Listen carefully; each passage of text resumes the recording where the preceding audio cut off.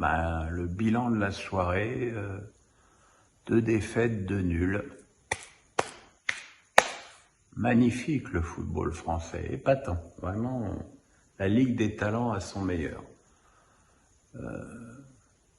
Pour tout vous dire, il y a eu un bon match.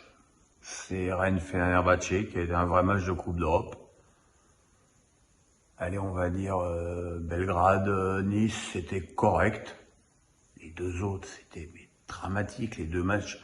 En même temps, on a eu le pourri en apéro avec Karabakh-Nantes. Première mi-temps très équilibrée. Et après, Nantes qui encaisse 3 buts en 12 minutes avec une défense totalement à la rue. C'est incompréhensible, hein, parce que je veux bien qu'il y ait plus de petites équipes, mais enfin, c'est quand même une équipe azérie, quoi. Je sais bien que Nantes n'est pas non plus un des cadors de notre Ligue 1, mais 3-0 en Azerbaïdjan, quand même, ça interpelle personne. Alors, quant à Monaco, qui s'est fait taper à la maison par Ferencváros, hein, qui a été un grand nom du football européen, mais enfin bon, faut revenir aux années 50, hein, au Major Galopant et tout team.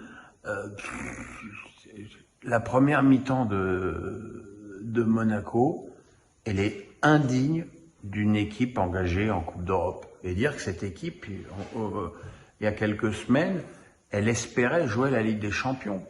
En Ligue des Champions, tu joues comme ça, tu te fais détruire partout. Et c'est vrai que le but des Hongrois est très chanceux, puisque c'est une frappe de Székely détournée 2 fois, mais c'est pas possible. C'est pas possible. Je comprends pas, Monaco qui avait fait un match très sérieux contre Lyon et qui nous sort cette bouillie là quelques jours plus tard, avec un problème qu'il va quand même falloir commencer à évoquer, c'est Wissam Ben Yedder.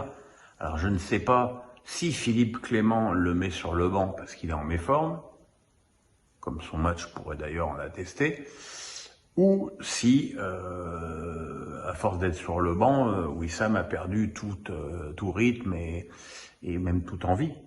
Mais ce qu'il a montré ce soir explique assez facilement qu'il ne soit pas en équipe de France dans la liste de Didier Deschamps. Et puis ce soir, ça a été un peu mieux avec le match nul obtenu par les Niçois à Belgrade dans un match longtemps serré et à la fin débridé. J'ai trouvé quand même qu'il y avait un petit peu plus d'enthousiasme globalement dans le jeu niçois, qui a ouvert le score par Brian. Where is Brian? Brian in the kitchen. Mais bon, voilà, ça n'a pas suffi pour l'emporter, mais je note tout de même un petit progrès dans le comportement niçois. Et puis donc Rennes-Fenerbahçe, avec une première période où j'ai en fait beaucoup aimé le jeu des Turcs, très bien organisé, avec un gros pressing et un jeu cohérent face à des Rennais qui étaient à nouveau sans vitesse, sans inspiration, sans jeu vers l'avant. Enfin, le Rennes qu'on a un petit peu l'habitude de voir depuis le début de la saison. Et puis, allez comprendre pourquoi la défense de Fenerbahçe s'est fait déchirer comme une boîte de thon, référence cinématographique, en 2 minutes, sur 2 buts exactement semblables. Magère pour Terrier, Terrier pour Magère, 2-0 pour Rennes. Je veux dire un coup de mou de la défense turque, totalement incompréhensible, alors qu'il n'y avait aucune raison de paniquer. En plus, sur le deuxième but de Magère, Lolan Pérez se blesse peut-être gravement au genou ou au tibia.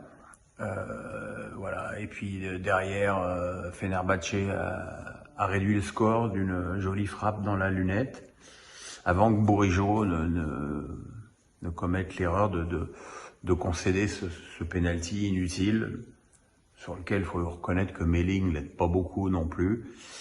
Et puis voilà, à noter aussi Kamari Traoré, que j'ai trouvé, comme beaucoup de Rennais d'ailleurs, extrêmement nerveux, parce que son expulsion elle est tout à fait logique. C'est même pas tellement le coup de coude qu'il met au départ, qui peut être considéré comme involontaire, mais c'est l'autre coup de coude qu'il met, qui est pour le coup parfaitement volontaire et inadmissible, et qui devrait lui valoir quelques matchs de suspension. Voilà, donc le bilan, il est très triste. On était content pour l'indice UEFA la semaine dernière, on va pleurer cette semaine. Il faudra espérer que la suite sera plus brillante, mais on est mal quand même, hein. Putain, on est mal.